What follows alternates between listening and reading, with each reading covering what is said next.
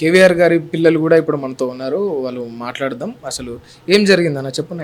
Night సడన్గా వచ్చి డాడీని గుంజుకోపోతుంటే డాడీ మాట్లాడిండు అంతే. మమ్మీని పిలిచిండు అనమాట. మమ్మీకి అడ్డుకుంటుంటే తోసేసి కిందికి తీసుకుపోయారు.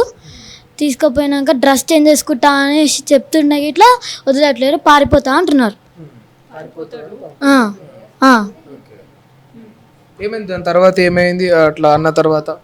వాళ్ళు సరూనగర్ పోలీస్ స్టేషన్కి తీసుకుపోతా అన్నారు. వెళ్తే లేరు, చాలాసేపు పట్టింది. ఇంకా మేము వెళ్ళి చూసినాం, లేరు.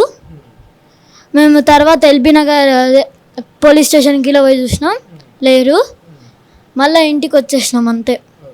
అంటే ఇప్పుడు మీరు ఇక్కడ ఉన్నారు కదా, అమ్మ నాన్నతో వెళ్ళినప్పుడు మీరు ఇక్కడే ఉన్నారు కదా, మళ్ళీ మీరు అక్కడికి పోతా, మీరు కూడా అమ్మ వాళ్ళతో పోతా అంటే రానిచ్చిండ్రా వాళ్ళు? రానియలేరు. ఏమన్నారు అసలు? మీరెందుకు చిన్నపిల్లలా అన్నారు.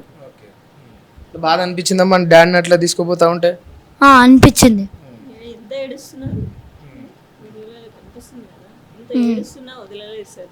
పిల్లలు ఏడుస్తున్నా నేను తీసుకుంటానని చెప్తే కూడా, మా పిల్లల్ని కూడా నాతో పాటు తీసుకుంటానంటే కూడా వినలేదు.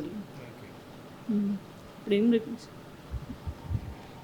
చెప్పు మరి, ఏం చెప్తావు మరి? మన నాన్న తొందరగా రిలీజ్ చేపియమంటావా? మరి ఏమంటావు? రేవంత్ రెడ్డి సార్ని రిక్వెస్ట్ చేసుకుంటున్నా. అదే మా డాడీని అన్యాయంగా అరెస్ట్ చేసిరు కదా, తొందరగా రిలీజ్ చేపియండి అని అడుగుతున్నా.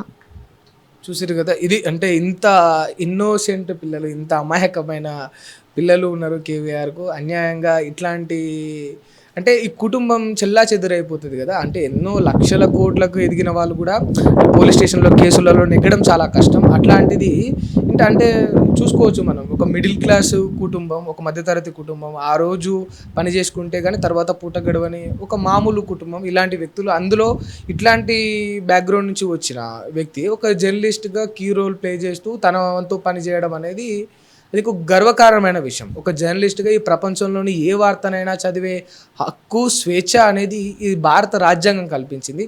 దాన్ని ఆయన సక్రమంగా నిర్వర్తిస్తున్న సమయంలో ఇట్లా చేయడం అనేది నిజంగా చాలా అధ్వానమైన పరిస్థితి. అట్లీస్ట్ అంటే మేము గవర్నమెంట్ని కూడా రిక్వెస్ట్ చేస్తా ఉన్నాం, ఈ పిల్లల బాధను చూసైనా సరే, ఈ పిల్లల వయసును చూసైనా సరే కేవీఆర్ను త్వరగా అంటే రిలీజ్ చేయించి అక్కడి నుంచి తీసుకురావాల్సిన బాధ్యత, ఇందులో చొరవ తీసుకోవాల్సిన అవసరం ప్రభుత్వానికి ఉన్నది.